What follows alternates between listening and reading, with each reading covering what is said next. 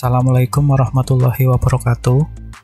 Ini adalah video tutorial belajar membuat aplikasi dan game Android menggunakan Android Studio dan Kotlin untuk pemula. Di video ini, kita akan belajar tentang activity atau aktivitas, yaitu hal yang wajib dibuat pertama kali saat membuat aplikasi dan game Android. Dan activity inilah yang menjadikan pengguna bisa memakai atau berinteraksi dengan aplikasi atau game yang kita buat.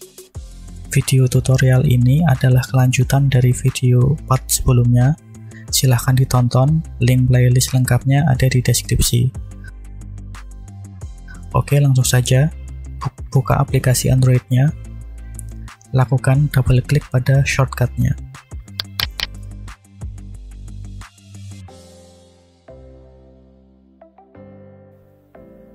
Ya, saat Android Studio dibuka, maka akan terbuka file project yang terakhir. Dan ini adalah file project Hello World yang sudah dibahas pada tutorial part sebelumnya tentang membuat project Android pertama kali dan menjalankan program Hello World. Jika belum menonton, silahkan ditonton terlebih dahulu. Link videonya ada di deskripsi.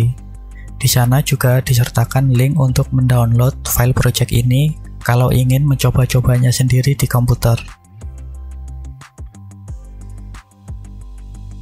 Seperti yang sudah disebutkan sebelumnya, activity atau aktivitas adalah dasar yang digunakan untuk membuat tampilan layar pada aplikasi atau game kita. Tampilan layar tadi mencakup banyak komponen yang dapat berinteraksi dengan pengguna, misalnya button atau tombol, text view, image view, dan lain-lain. Dan jika aplikasi atau game yang dibuat memiliki banyak layar, maka juga akan banyak activity yang dibuat. Dengan kata lain, biasanya satu layar akan memiliki satu activity. Dan biasanya setiap layar yang ada pada aplikasi Android atau game memiliki fungsi yang berbeda-beda. Misalnya ada login screen atau layar login, lalu ada main screen atau layar utama, setting screen atau layar setting, dan sebagainya. Agar pembuatan activity ini tidak rumit, Android menangani ini dengan metode callback khusus yang menjalankan kode hanya jika diperlukan. Sistem ini dikenal sebagai activity life cycle atau daur hidup activity. Contohnya, ketika kita membuat project Hello World ini, yang terdiri dari satu layar untuk menampilkan tulisan Hello World, secara otomatis Android Studio sudah membuat sebuah activity yang disebut main activity. Coba kita buka file activity-nya, ada di app, Java, lalu com.programmer.helloworld, klik, double klik pada main activity. Ini adalah contoh activity yang menangani layar untuk menampilkan tulisan Hello World pada project Hello World yang sudah kita buat. Dan activity ini diberi nama dengan main activity. Sebelum saya mulai menjelaskan kode program yang ada pada main activity ini, saya mulai dari kode bagian yang atas dulu, package com.programmer.helloworld. Bagian ini disebut dengan deklarasi package atau deklarasi paket. Dan seperti yang terlihat, ini adalah nama package yang diketik saat membuat proyek. Didahului dengan kata package, lalu nama package yang kita ketikkan. Setiap file Kotlin akan memiliki deklarasi package di bagian atas seperti ini. Penjelasan tentang pembuatan project ini ada di video part sebelumnya, linknya ada di deskripsi. Lalu berikutnya, klik pada 3 buah titik ini. Kode di bagian ini disebut dengan importing class. 2 baris kode ini diawali dengan kata import, lalu diikuti dengan banyak kata-kata yang dipisah-pisah dengan tanda titik. Kata terakhir di setiap baris, contohnya ini, adalah nama kelas yang diimport ke dalam project kita. Dan Semua kata-kata yang ada di depannya ini adalah nama package dan subpackage yang berisi dari kelas yang diimport.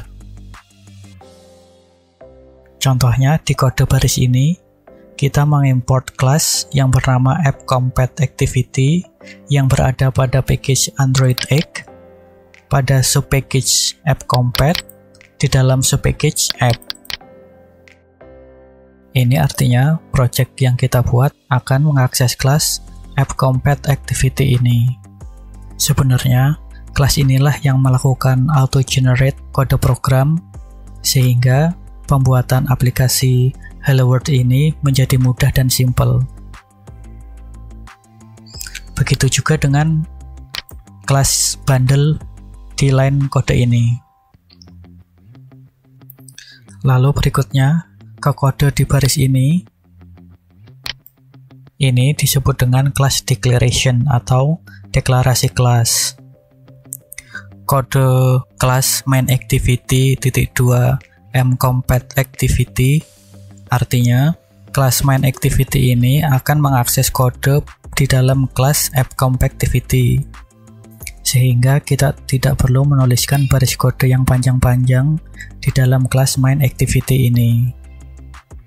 Lalu klik di bagian sini, dua buah tanda kurung kerawal yang berwarna kuning ini menandakan awal dan akhir dari kode program di dalam main_activity ini.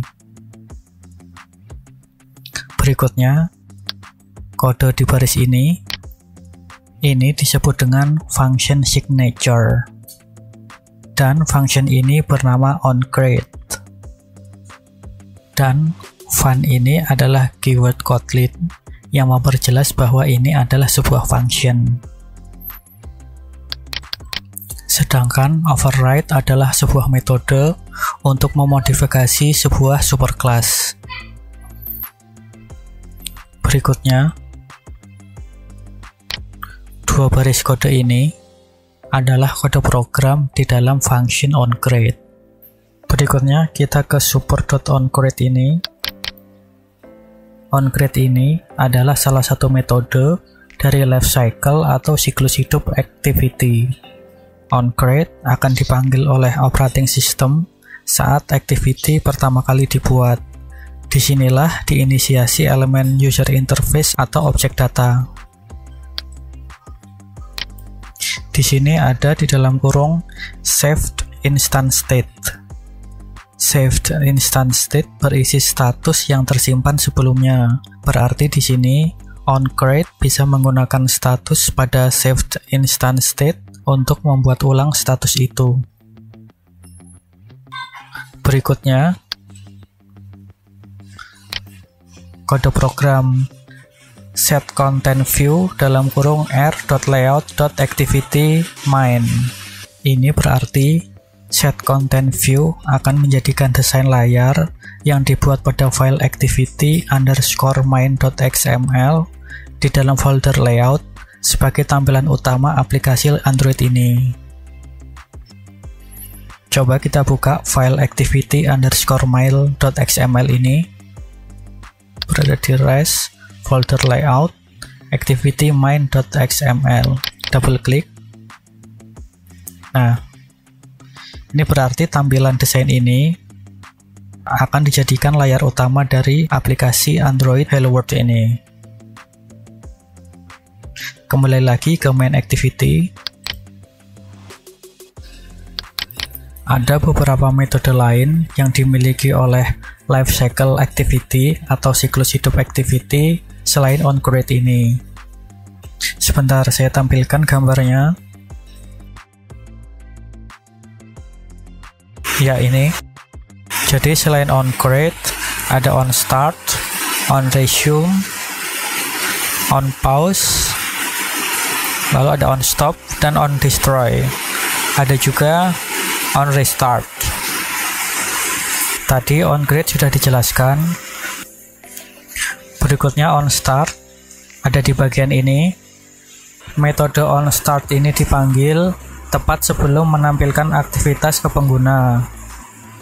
Di sini biasanya activity berupa memulai animasi, musik, atau apapun yang mengharuskan konten ditampilkan pada layar. Berikutnya untuk on resume, ada di bagian ini. Saat Activity kembali mengakses halaman tertentu pada aplikasi Android, biasanya setelah metode on pause, metode ini dipanggil. On resume ini misalnya digunakan untuk memulai ulang animasi, memperbarui elemen user interface, memulai ulang kamera, melanjutkan pemutaran audio atau video, atau menginisialisasi komponen apapun yang dilepas selama metode on pause. Berikutnya untuk on pause, metode ini dipanggil sebelum layar Activity ditutup. Di sini on pause menghentikan setiap video, musik, animasi, atau kamera. Metode ini akan diikuti oleh on resume jika layar Activity kembali ditampilkan, atau diikuti oleh on stop jika aplikasi ditutup. Berikutnya on stop.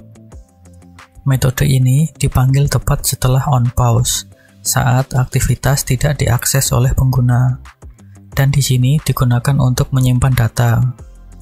Metode ini diikuti oleh on restart jika aktivitas ini kembali diakses, atau diikuti on destroy jika data dihapus dari memori. Berikutnya, on restart dipanggil setelah menghentikan activity, tapi tepat sebelum memulai lagi. Lalu yang terakhir adalah on destroy, akan dipanggil oleh operating system sebelum activity dimusnahkan dari memori. Ya, ini semua tadi adalah life cycle atau daur hidup dari activity. Di project Hello World ini baru dipraktekkan metode on create.